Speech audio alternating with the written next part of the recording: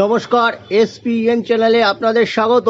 এই মুহূর্তে Mohun Bagan super giant শিবির থেকে সবচেয়ে বড় খবর হলো আপুইয়া আগামী রবিবার 19শে এপ্রিল নর্থ ইস্টের বিরুদ্ধে এই ম্যাচে খেলতে পারবেন না।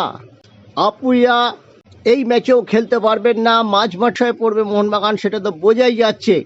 এবার রড্রিগেজ, তিনি 17 মিনিটে মাঠ ছেড়ে বেরিয়ে গিয়েছিলেন পাঞ্জাব এফসির ম্যাচে।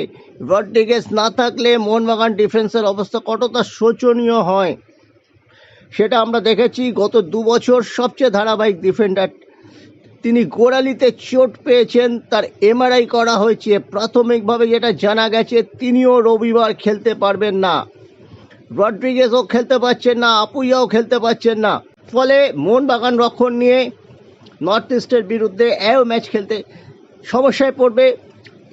সেই নর্থ ইস্ট আর নেই। আলাদিন আজারে যদি থাকতো তবে অনায়াসে আমি বলে দিতে পারতাম যে আলাদিন আজারে মোহনবাগানের এই ভঙ্গুর রক্ষণ রড্রিগেজ আপুইয়াহীন মোহনবাগানকে নিয়ে ছেলে খেলা করবে। কিন্তু মোহনবাগান সমর্থকদের ভাগ্য খুব ভালো,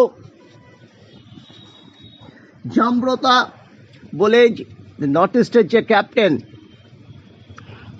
বিদেশিদের মধ্যে তিনি আছেন। তিনি এই মুহূর্তে খুব একটা ভালো জায়গায় নেই। সব মিলিয়ে কিন্তু নর্থ ইস্ট মোটেই ভালো জায়গায় নেই। 7 ম্যাচে মাত্র 1টি জিতেছে, 3টি ড্র, 6 পয়েন্ট পেয়েছে। এমন একটা দলের বিরুদ্ধে, শুধু তাই নয়, তাদের গোল অ্যাভারেজ -8, 14টা গোল তারা হজম করেছে। এমন একটা দলের বিরুদ্ধে মোহনবাগানের যা স্ট্রাইকিং লাইন আপ আছে তাতে কিন্তু পয়েন্ট তুলে আনা উচিত।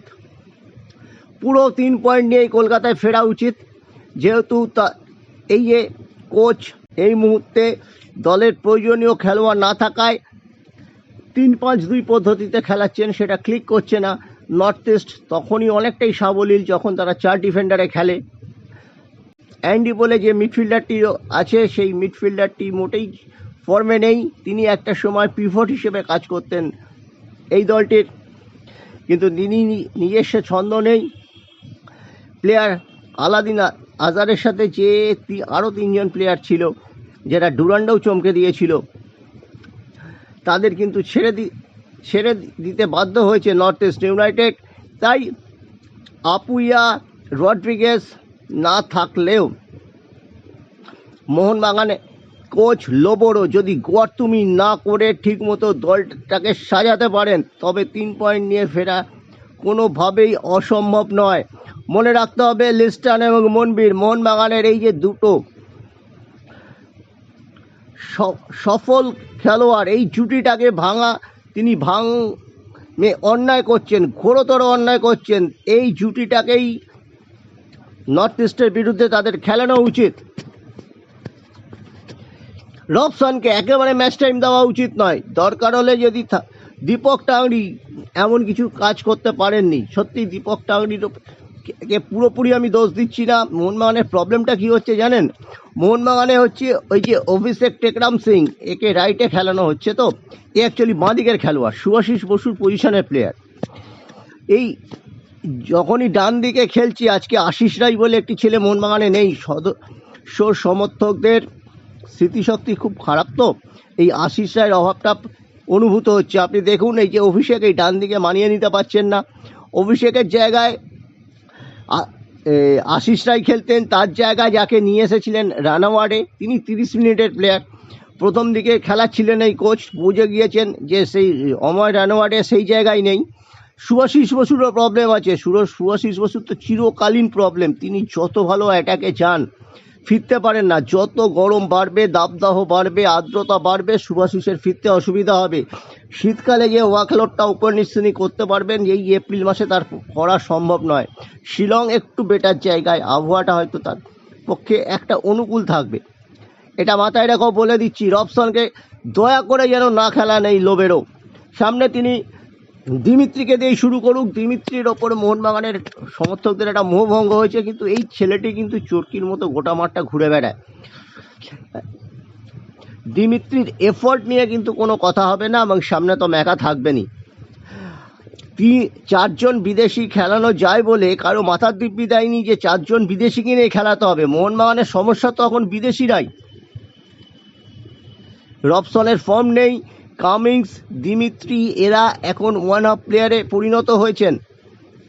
এরা আগামী মরশুমে এরা হয়তো আর থাকবেনও না, কিন্তু এখন তো কিছু করার নেই। রবসনকে আপনি ভুলে যান, রবসন বলে একটা প্লেয়ার আছে। আপনি কামিংসকে ব্যবহার করুন, দিমিত্রিকে ব্যবহার করুন, কামিংসকে আরও ম্যাচ টাইম দিন। কামিংস কিন্তু ভালো